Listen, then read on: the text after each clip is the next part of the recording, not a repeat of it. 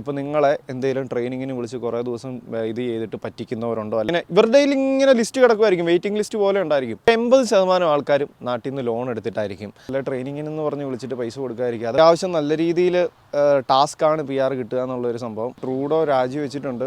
മാറ്റങ്ങളൊക്കെ എങ്ങനെയാണെന്ന് നമുക്കൊന്നും പറയാൻ പറ്റത്തില്ല. അപ്പോൾ എല്ലാവർക്കും നമസ്കാരം. സ്റ്റീക്കൻ ഐസൻ്റെ മറ്റൊരു വീഡിയോയിലേക്ക് സ്വാഗതം. ഇപ്പോൾ ഇന്നിപ്പോൾ നല്ല അത്യാവശ്യം മഞ്ഞൊക്കെ പെയ്തിട്ട് ഫുള്ള് ഇന്നലെ നൈറ്റ് നല്ല അടിപൊളി മഞ്ഞായിരുന്നു. ഒരു വീക്കെൻഡാണ്, ശനിയാഴ്ചയാണിന്ന്. അപ്പോൾ ഞാൻ വണ്ടിയുടെ മഞ്ഞും സംഭവങ്ങളും എല്ലാം മാറ്റി ഇതേ നമ്മൾ പണ്ട് ടിമ്മ് കുടിക്കുന്ന സ്ഥലത്ത് വന്നിട്ട് ഒരു വീഡിയോ എടുക്കാമെന്ന് വെച്ചു. പക്ഷേ ഇവിടെ ഇരിക്കാനൊന്നും വകുപ്പില്ല, മൊത്തം മഞ്ഞാണ്.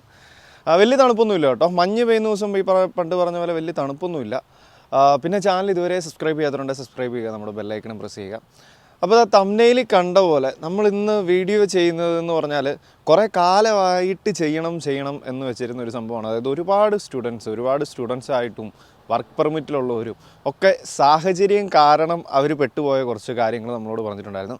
അപ്പോൾ അതൊന്ന് ഷെയർ ചെയ്യാൻ വേണ്ടിയിട്ടാണ്. അപ്പം തംബ്നെയിലിൽ കണ്ട പോലെ നമ്മൾ ഇപ്പോൾ സ്റ്റുഡൻസായിട്ട് ഇവിടെ ഒരുപാട് സ്റ്റുഡൻസ് ഒരു കഴിഞ്ഞ 2-3 വർഷത്തിനുള്ളിൽ ഒരു ഇഷ്ടം പോലെ സ്റ്റുഡൻസാണ് വന്നേക്കുന്നത്. അപ്പോൾ ഈ സ്റ്റുഡൻസ് തന്നെയാണ്, ഇത്രയും സ്റ്റുഡൻസ് ഉള്ളതുകൊണ്ട് തന്നെ ഇവർ തന്നെയാണ് വർക്ക് പെർമിറ്റിൽ കയറുമ്പോഴത്തേക്കും സെയിം അവസ്ഥ തന്നെയാണ് അത് കഴിഞ്ഞും മുന്നോട്ടുള്ളത്.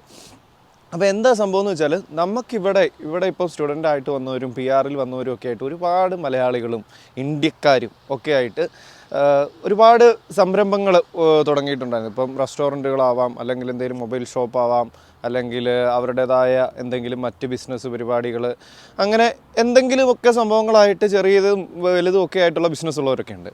അപ്പോൾ എന്താ സംഭവം എന്ന് വെച്ചാൽ എൻ്റെ എന്തോ ഭാഗ്യം കൊണ്ട് ഞാൻ ജോലി ചെയ്ത സ്ഥലത്തൊക്കെ ഇപ്പം നമ്മുടെ ഇവിടുത്തെ ഒരു റൂള് പ്രകാരം അതായത് ഒരാൾ ഇപ്പം ഒരു ഇൻറ്റേൺഷിപ്പിന് വന്നിട്ട് ഇപ്പം നമ്മൾ ഇപ്പം 4 സെമ്മിൽ 4ാമത്തെ സെമ്മ് നമുക്ക് കോപ്പുള്ളതാണെങ്കിൽ അതിന് നമുക്ക് പേയ്മെൻറ്റ് തരണ്ട, അതൊക്കെ അവരുടെ ചോയ്സാണ്. അതേസമയം നമ്മൾ പാർട്ട് ടൈമിനായിക്കോട്ടെ ഫുൾ ടൈമിനായിക്കോട്ടെ എന്തിനും ആയിക്കോട്ടെ നമ്മൾ ട്രെയിനിങ്ങിനല്ലാതെ കയറുന്നുണ്ടെങ്കിൽ നമുക്ക് പൈസ തരണം. അപ്പം എന്താ സംഭവം വെച്ചാൽ ഒരുപാട് സ്റ്റുഡൻസ് പഠിച്ചിട്ട് ഇറങ്ങിയേക്കുവാണ്. അതുപോലെ തന്നെ വർക്ക് പെർമിറ്റിലും ഇങ്ങനെ ഇരിക്കുന്ന ഒരുപാട് പേരുണ്ട്. അപ്പോൾ അത്രയൊന്നും ജോലി ഓപ്ഷൻസ് ഇവിടെ ഇല്ല. പ്രത്യേകിച്ചൊരു കാര്യം എന്താണെന്ന് വെച്ചാൽ ഒരു സിറ്റിയിൽ ഇപ്പോൾ GT ആണെങ്കിൽ GTAയിൽ, അല്ലെങ്കിൽ ലണ്ടനിലാണെങ്കിൽ ലണ്ടൻ, അങ്ങനെ ഓരോ സ്ഥലത്ത് ആയിരിക്കും കുറേ. അപ്പം അത്യാവശ്യം നല്ല രീതിയിൽ ആൾക്കാർ ഓവർ പോപ്പുലേറ്റഡ് എന്നൊരു വൈബായിരിക്കും. അപ്പോൾ എന്താ സംഭവിച്ചാൽ ഇപ്പം ഇവർക്ക് ചൂസ് ചെയ്യാം. അതായത് ഇപ്പം ഞാനൊരു കടയിൽ ഇപ്പോൾ ഒരു റെസ്റ്റോറൻറ്റിൽ ജോലിക്ക് ചെല്ലുകയാണ്. അപ്പോൾ സ്റ്റുഡൻസ് ഒരുപാട് വന്നതുകൊണ്ട് തന്നെ അവർക്ക് എല്ലാവരെയും കൂടെ അങ്ങ് ഹയർ ചെയ്ത് വെച്ചിട്ട് ഓരോരുത്തർക്കും 5 മണിക്കൂർ 4 മണിക്കൂർ അങ്ങനെയൊക്കെ വെച്ച് വേണമെങ്കിൽ കൊടുത്താൽ മതി. അപ്പോൾ അവരുടെ ഗുണം എന്താണെന്ന് വെച്ചാൽ അവർക്കൊരാളില്ലാതെ വരില്ല, എപ്പോഴും ആൾ കാണും. അല്ലെങ്കിൽ ജോലിയൊന്നും ഇല്ലാതെ നിൽക്കുന്നതുകൊണ്ട് 5 മണിക്കൂറെങ്കിൽ 5 മണിക്കൂർ എന്ന് പറഞ്ഞ് വർക്ക് ചെയ്യാൻ ആൾ കാണും. അതൊന്നും കുഴപ്പമില്ല. പക്ഷേ ഇനി അതും പോട്ടെ, പേയ്മെൻറ്റ് ഇപ്പം മിനിമം പേ ഉണ്ട്, കാര്യങ്ങളൊക്കെ ഉണ്ട്. എന്നാലും കൂടുതൽ വർക്ക് ചെയ്യിച്ചിട്ട് പേയ്മെൻറ്റ്, അതായത് ഭയങ്കര കുറവ് പേയ്മെൻ്റ് ആയിരിക്കും അവർക്കുള്ളത്. എന്നാലും പോട്ടെ, അത് പറഞ്ഞിട്ട് ചെയ്യുന്നതാണ്. ഇതിനെല്ലാം മാറ്റി വെച്ചിട്ട് ഇവർ മോശമായ രീതിയിൽ, അതായത് ഇത്രയും സ്റ്റുഡൻസും ഇതുമെല്ലാം ഉള്ളതുകൊണ്ട് അവരുടെ അവസ്ഥ എല്ലാവർക്കും അറിയാം. ഈ സ്റ്റുഡൻസും കാര്യങ്ങളൊക്കെ വന്നേക്കുന്നത് നാട്ടിൽ നിന്ന് ലോൺ എടുത്തിട്ടായിരിക്കും. ഒരു 80% ആൾക്കാരും നാട്ടിൽ നിന്ന് ലോൺ എടുത്തിട്ടായിരിക്കും, അല്ലെങ്കിൽ വേറെ എന്തെങ്കിലും പണയം വെച്ചും കാര്യങ്ങളൊക്കെ ആയിട്ട് വന്നേക്കുന്ന ഒരുപാട് സ്റ്റുഡൻസിനെ നമുക്കറിയാം.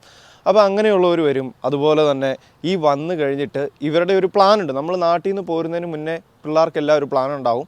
ആദ്യം നമ്മൾ വന്നു കഴിഞ്ഞിട്ട് നമ്മുടെ ലോൺ അവിടെ സ്റ്റില്ലുണ്ട്. അത് കഴിഞ്ഞിട്ട് ഇവിടെ ജോലി ചെയ്ത് ഇവിടുത്തെ സെമസ്റ്ററിൻ്റെ ഫീസ് അടയ്ക്കുന്നു. പിന്നെ മുന്നോട്ടുള്ള അടുത്ത 2 സെമ്മിൻ്റെ ഫീസ് അടയ്ക്കുന്നു.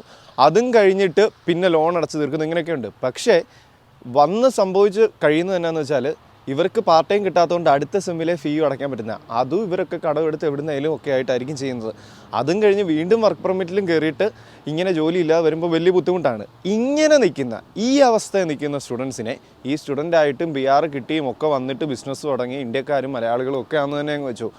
ഇവർ ട്രെയിനിങ്ങിനാണെന്ന് പറഞ്ഞ് വിളിച്ച് കഴിഞ്ഞിട്ട് 1-2 ദിവസമല്ല, അതിൽ കൂടുതൽ കുറേ ദിവസം കൂടെ ഇവരെ കൊണ്ട് ജോലി ചെയ്യിപ്പിച്ചിട്ട് ഞങ്ങൾ നോക്കിയിട്ട് വിളിക്കാം എന്ന് പറഞ്ഞുള്ളൊരു വൈബിലങ്ങ് ഒഴിവാക്കും. പിന്നെ വിളിക്കില്ല. ഇതുപോലെ തന്നെ വേറൊരു സ്റ്റുഡൻറ്റിനെ, വേറൊരു ജോലി ഇല്ലാത്തൊരുത്തനെ ഇങ്ങനെ ഇവരുടെ ഇങ്ങനെ ലിസ്റ്റ് കിടക്കുമായിരിക്കും, വെയിറ്റിംഗ് ലിസ്റ്റ് പോലെ ഉണ്ടായിരിക്കും. വിളിക്കും, എന്നിട്ട് ഇവനെ ഇത്ര ദിവസം ജോലി ചെയ്യിപ്പിക്കും. ട്രെയിനിങ്ങാന്ന് പറഞ്ഞ് സാധാരണ പണി, ഒരു ജനറൽ ലേബർ പോലെ. ഇപ്പം റെസ്റ്റോറൻറ്റിലാണെങ്കിൽ അത്, വേറെ എന്തെങ്കിലും ഒരു വെയർ ഹൗസിലാണെങ്കിൽ അത്, അങ്ങനത്തെ ഒരു ജോലി അങ്ങ് ചെയ്യിപ്പിക്കും.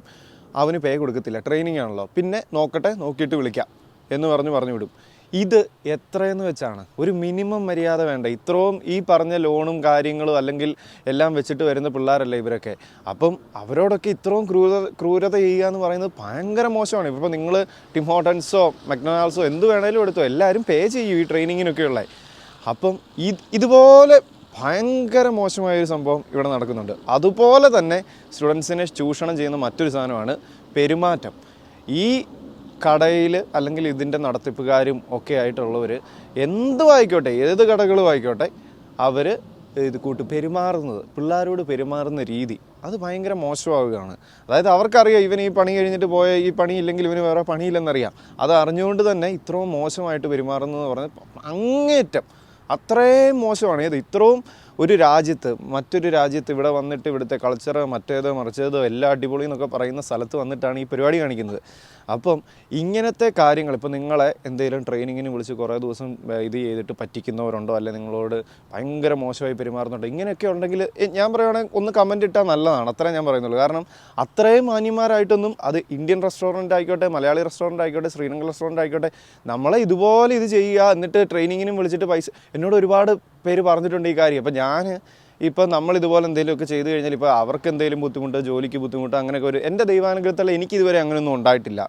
അല്ലെങ്കിൽ എനിക്ക് ട്രെയിനിങ്ങിന് പോയിട്ട് പൈസ കിട്ടാതിരുന്നിട്ടില്ല, അങ്ങനത്തെ കാര്യങ്ങളൊന്നും സംഭവിച്ചിട്ടില്ല. പക്ഷേ ഇത് സംഭവിക്കുന്നവർ ഈ അടുത്ത ഇടയ്ക്കായിട്ട് കുറേ പേരുണ്ട്. അപ്പം ഈ ഒരു പ്രവണത ഭയങ്കര മോശമാണ്. ഞാൻ യൂട്യൂബിലും ഇൻസ്റ്റാഗ്രാമിൽ ഞാൻ റീൽ ഇടുന്നുണ്ട്. അപ്പോൾ എന്തെങ്കിലും ഇതിൽ നിങ്ങൾക്ക് ഇതുപോലെ ഉണ്ടായിട്ട് പൈസ കിട്ടാതെ, അല്ലെങ്കിൽ നിങ്ങളുടെ സെയിം അവസ്ഥയിൽ നിങ്ങളുടെ കൂട്ടുകാർക്കും പൈസ കിട്ടാതൊക്കെ ഇരിക്കുന്ന അങ്ങനത്തെ മാന്യന്മാരുണ്ട്. അവരുടെ ഇത് കൂട്ട് ബിസിനസ്സിൻ്റെയും കാര്യങ്ങളുടെയൊക്കെ കമൻറ്റ് നിങ്ങൾക്ക് ഇടാം.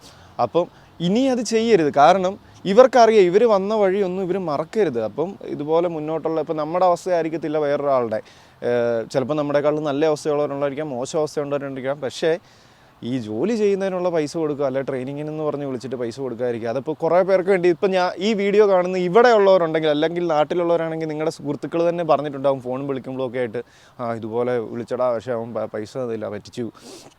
അപ്പോൾ അങ്ങനെയുള്ളവരുണ്ടെങ്കിൽ കമൻറ്റിൽ നിങ്ങളിത് ചെയ്യുക. അങ്ങനെയുള്ളവരുണ്ടെങ്കിൽ അതൊക്കെ ഒരു മാറേണ്ട ഒരു സംസ്കാരമാണ്. അപ്പം എനിക്ക് തോന്നുന്നത് ഇപ്പം അല്ലാതെ നിങ്ങളൊരു വലിയ ഇവിടുത്തെ ഇതിലൊക്കെ പോയാൽ എങ്ങനെ ഉണ്ടാവുമെന്ന് എനിക്ക് തോന്നുന്നില്ല. പേ കുറവ് തന്നോട്ടെ, കുഴപ്പമില്ല, പറഞ്ഞിട്ടാണ് കുറവ് വരുന്നത്. അല്ലെങ്കിൽ കൂടുതൽ ജോലി, കട്ടിയുള്ള ജോലി, ഇതൊക്കെ നമ്മൾ അറിഞ്ഞിട്ടാണ് നമുക്ക് ചൂസ് ചെയ്യാം. പക്ഷേ ഇങ്ങനെ ഇത് തന്ന് വിളിച്ച് കുറേ ദിവസങ്ങൾ, ഒരു ദിവസമൊക്കെ പണിയിപ്പിച്ചിട്ട് ട്രെയിനിങ്ങിൽ എന്ന് പറഞ്ഞിട്ട് ഇത് ചെയ്യുന്നതൊക്കെ നമുക്ക് എന്തെങ്കിലും ആട്ടെന്ന് വെക്കാം. പക്ഷേ ഇതങ്ങനെയല്ല, അല്ലാത്തൊരു മാഫിയ ആ ഒരു രീതിയിലുണ്ട്.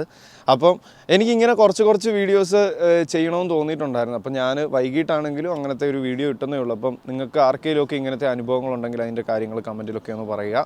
അതിനൊക്കെ ഒരു മാറ്റം വരട്ടെ, അല്ലെങ്കിൽ അത് സംഭവിക്കട്ടെ എന്ന് ആഗ്രഹിക്കുന്നു. അപ്പോൾ എല്ലാവർക്കും ബൈ. ഇത് അത്യാവശ്യം തണുപ്പും കാര്യങ്ങളൊക്കെ ഉണ്ട്. ലേറ്റസ്റ്റ് ആയിട്ട് ട്രൂഡോ രാജിവെച്ചിട്ടുണ്ട്. മാറ്റങ്ങളൊക്കെ എങ്ങനെയാണെന്ന് നമുക്കൊന്നും പറയാൻ പറ്റത്തില്ല. പുതിയ CRS സ്കോർ വിളിച്ചിരിക്കുന്നത് 542ആണ്. 539 542 അതുകൊണ്ട് 1000 എത്രയോ പേരോ 900 കണ്ട് വിളിച്ചിട്ടുള്ളൂ. പിന്നെ അതുപോലെ തന്നെ ഇപ്പം 500-ന് മുകളിൽ പോയിൻറ്റ്സ് ഉള്ള ഏതാണ്ട് 3 മാസം കൊണ്ട് തന്നെ ഏതാണ്ട് 3000 പേർക്ക് കൂടി. അപ്പം അങ്ങനെ ഒരു അത്യാവശ്യം നല്ല രീതിയിൽ ടാസ്ക്കാണ് PR കിട്ടുക എന്നുള്ളൊരു സംഭവം. അത് കുറഞ്ഞു വരുമെന്ന് എപ്പോഴും ഈ പ്രതീക്ഷയൊക്കെ തന്നെയാണ്. കുറച്ച് കാലമായിട്ട് ഞാനും ഇത് തന്നെയാണ് വീഡിയോയിൽ പറയുന്നത്. അതുപോലെ തന്നെ LMIയുടെ പോയിൻറ്റ്സ് LMI എന്നുള്ള ആ ഒരു പ്രോഗ്രാം കാണുമായിരിക്കും. പക്ഷേ അതിൻ്റെ പോയിൻറ്റ്സ് സ്പ്രിങ് തൊട്ട് പിന്നെ കാണില്ല. 50 പോയിൻറ്റ്സ് അങ്ങ് പോകും. അപ്പോൾ തന്നെ ഈ പൂളിലുള്ള കുറേ പേരുടെ പോയിൻ്റ് ഇറങ്ങും, 50 പോയിൻറ്റോളം ഇറങ്ങും. അപ്പോൾ ഭയങ്കര വ്യത്യാസമായിരിക്കും. ഓക്കെ, അപ്പോൾ ഈ ഒരു കാര്യം പറയാനാണ് ഈ വീഡിയോ ചെയ്തത്. അപ്പോൾ മറ്റൊരു അടിപൊളി എപ്പിസോഡ് നമുക്ക് വീണ്ടും കാണാം. ബൈ.